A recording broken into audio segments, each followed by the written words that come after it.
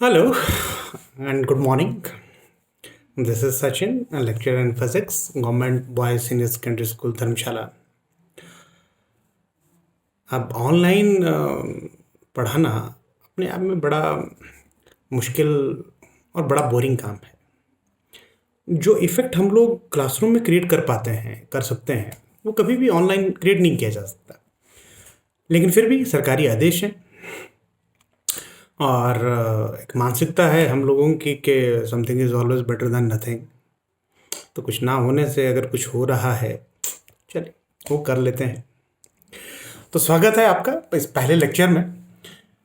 ये बेसिकली ये +1 क्लास के लिए है ये लेक्चर, और इस लेक्चर में हम लोग समझेंगे कि हम लोग करने क्या वाले हैं। भौतिक विज्ञान वास्तव में है क्या। देखिए, जब हम कक्षा में पढ़ाते हैं तो हम एक बड़ी आम सी डेफिनेशन फिजिक्स की बताते हैं कि भौतिक विज्ञान वास्तव में प्रकृति और प्रकृति में घटने वाले घटनाक्रमों की विवेचना है। This is the study of nature and natural phenomena. अब ये डेफिनेशन जितनी आसान लगती है उतनी है नहीं। रीजन इसके प्रकृति अपने आप में एक बहुत बड़ी चीज है। इसमें इतनी इतनी वास्टनेस है कि उसको समझना एक दिमाग के भूते का काम है ही नहीं। अब देखिए, लंबाई की बात करते हैं।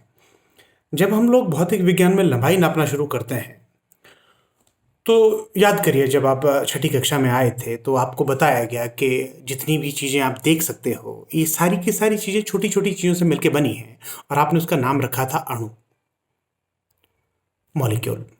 फिर जब आप 7वीं कक्षा में आए तो फिर आपको पता चला कि ये जो अणु हैं, ये जो मॉलिक्यूल्स हैं, ये भी और छोटी छोटी चीज़ों से मिलकर बने हैं। आपने इसका नाम रखा परमाणु, एटम्स। फिर आप 8वीं कक्षा में आए तो आपको उस विज्ञान ने बताया, विज्ञान की कक्षा में आपको पता चला कि वास्तव में ये जो परमाणु हैं ये भी और छोटी छोटी चीज़ों से मिलकर बने हैं। परमाणु के मध्य हिस्से में बहुत ज़्यादा डेंस मैटर होता है जिसका नाम आपने रखा न्यूक्लियस। और फिर आपने पाया कि उसके चारों तरफ अपनी अपनी कक्षाओं में नेगेटिवली चार्ज पार्टिकल घूमते हैं जिनका नाम आपने रखा था इलेक्ट्रॉन। अब जैसे जैसे आप हायर लेवल ऑफ फिजिक्स में जाएंगे आपको पता चलेगा कि जो आपका न्यूक्लियस है ये भी वास्तव में दो चीज़ों से मिलकर बना है। एक को हम कहते हैं न्यूट्रॉन, जिसके ऊपर कोई चार्ज नहीं है, और दूसरे कण वहाँ पे रहते हैं, उन्हें हम कहते हैं प्रोटॉन, जिनके ऊपर पॉजिटिव चार्ज है। अब आप थोड़ा सा और हायर लेवल ऑफ फिजिक्स में जाएंगे तो यू विल फाइंड कि वास्तव में ये जो प्रोटॉन और न्यूट्रॉन है ये भी किसी और चीज़ से मिलकर बने हैं। हम इन्हें कहते हैं क्वार्क्स। और फिर आप और हायर लेवल ऑफ फिजिक्स जब जाएंगे तो आपको पता चलेगा कि ये जो क्वार्क्स हैं वास्तव में ये भी छोटी छोटी चीज़ों से मिलकर बने हैं जिन्हें हम कहते हैं स्ट्रिंग्स। अब ये जो स्ट्रिंग है ये तकरीबन 10⁻⁻26 मीटर की कोई चीज़ है, कोई तंतु है। आप कभी उसको देख नहीं पाओगे, लेकिन वो काम करता है। अब दूसरी तरफ आते हैं, जिस दुनिया में आप जी रहे हो इसमें आप जब लंबाई नापते हो तो मीटर्स में नापते हैं, किलोमीटर्स में नापते हैं। अब आपकी जो पृथ्वी है, जिस प्लेनेट के ऊपर आप रहते हो, जो शायद खतरे में है, ये 6400 किलोमीटर का के व्यास का छोटा सा प्लेनेट है जो सूर्य के चारों तरफ चक्कर काट रहा है। और सूर्य के चारों तरफ बहुत सारे चीज़ें हैं जो चक्कर काट रही हैं। 9 उनमें प्लैनेट्स हैं, उन प्लैनेट्स के खूब सारे उपग्रह हैं, जैसे हमारा चंद्रमा है ना। बहुत सारी चट्टानें हैं, बहुत कुछ है जो उस पर चक्कर काट रहा। इवन अब जो नए डाटे हमारे पास आ रहा, जो नया डाटा आ रहा, उससे हमें ये पता चल रहा कि शायद इन प्लैनेट से बाहर भी और बहुत सारे प्लैनेट्स हैं जिसके ऊपर काम चल रहा है। अब जो हमारा सूर्य है एक छोटा सा सूर्य है, एक छोटा सा तारा है। इससे तकरीबन 1 लाख गुना बड़े तारे हमारी अपनी आकाशगंगा में हैं। अब हमारी आकाशगंगा मिल्की वे, जिसका हमने नाम रखा है, ये भी एक छोटी सी बीन के आकार की, बीन की शक्ल की एक गैलेक्सी है। तकरीबन 10⁻26 गैलेक्सीज उस यूनिवर्स में हैं जिस यूनिवर्स में हम लोग रहते हैं। और पैरेलल यूनिवर्स थ्योरी हमें बताती है कि वास्तव में एक ब्रह्मांड नहीं है, बहुत सारे ब्रह्मांड हैं। अब उनका साइज क्या है, उनका फैलाव क्या है, वो कहाँ तक फैले हैं, और उस फैलाव के ख़त्म होने के बाद आगे क्या है, इसके बारे में हो सकता है आने वाली पीढ़ियाँ काम करें। देखिए, जो आप पढ़ते हैं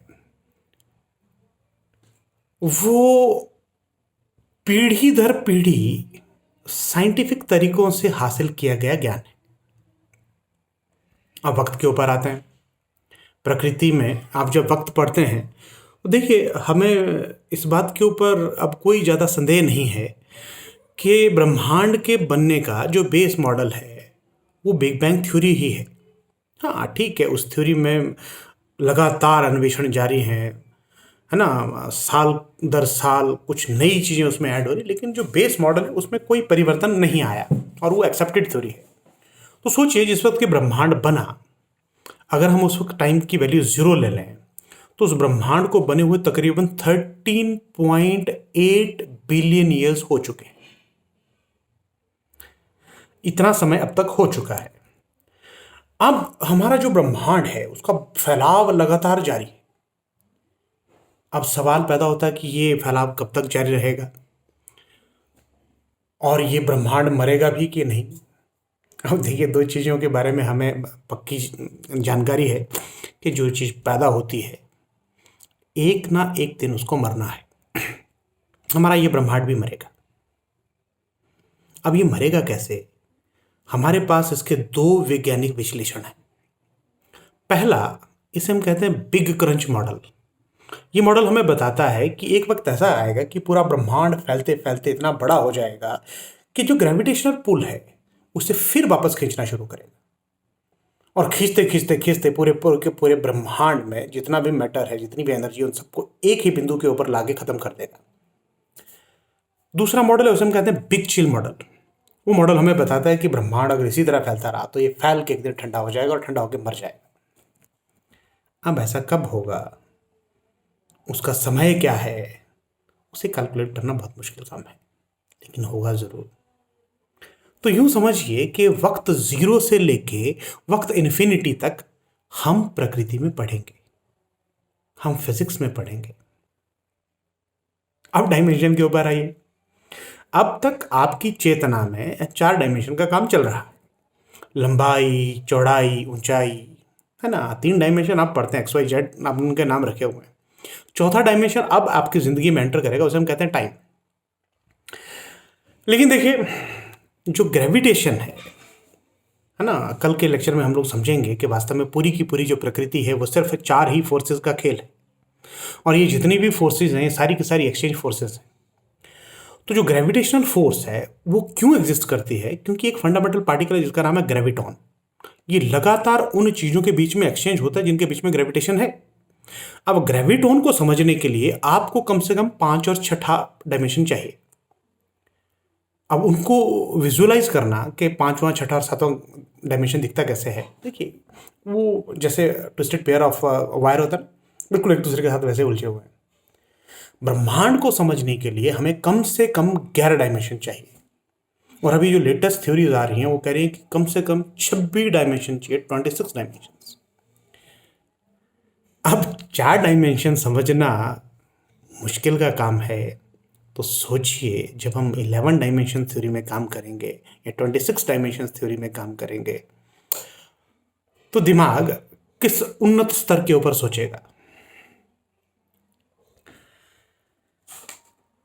तो ये है जो भौतिक विज्ञान की डेफिनेशन है कि ये प्रकृति और प्रकृति में घटने वाले घटनाक्रमों की विवेचना है।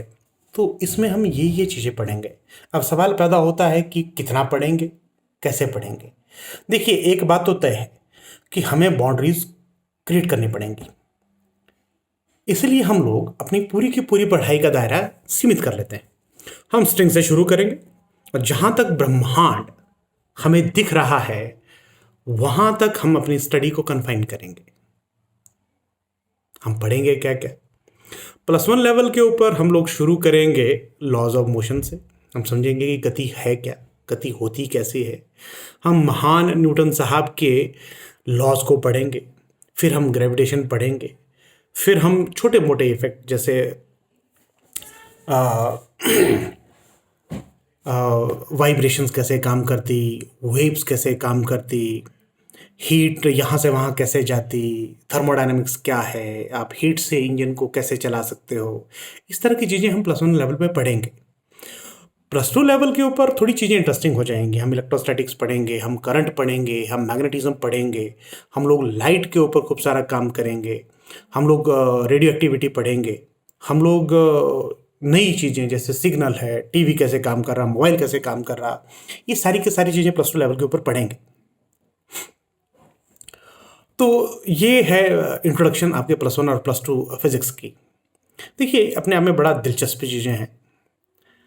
अगर आप न्यूटन को सिर्फ यहीं छोड़ दें कि उसने गति के 3 नियम दिए या उसने ग्रेविटेशन का नियम दिया, तो आप न्यूटन साहब के साथ अन्याय कर रहे हैं। देखिए, न्यूटन को समझने के लिए आपको सामाजिक होना पड़ेगा। न्यूटन साहब ने बताया कि किसी पहाड़ के ऊपर जाइए, वहाँ से 2 चीज़ों को एक ही वक्त के ऊपर फेंकिए, दोनों चीज़ें एक ही वक्त के ऊपर आके ज़मीन के ऊपर आके गिरेंगी। इसको यूँ समझिए कि एक अमीर आदमी एक गरीब आदमी को, या एक हिंदू को, एक मुसलमान को, एक ईसाई को एक ही वक्त के ऊपर पहाड़ से नीचे गिराइए, तीनों एक ही समय पे नीचे गिरेंगे। अर्थात प्रकृति कभी भी अमीर गरीब या धर्म के नाम पर किसी के साथ कोई अन्याय नहीं करती। याद रखिए, अगर आपको फिजिक्स बोरिंग लगती है, आप निसंदेह किसी गलत अध्यापक के पास पढ़ रहे हैं। चलिए, अब आपको एक छोटा सा वीडियो दिखाता हूं कि लेंथ कैसे एक्सटेंड कर रही है।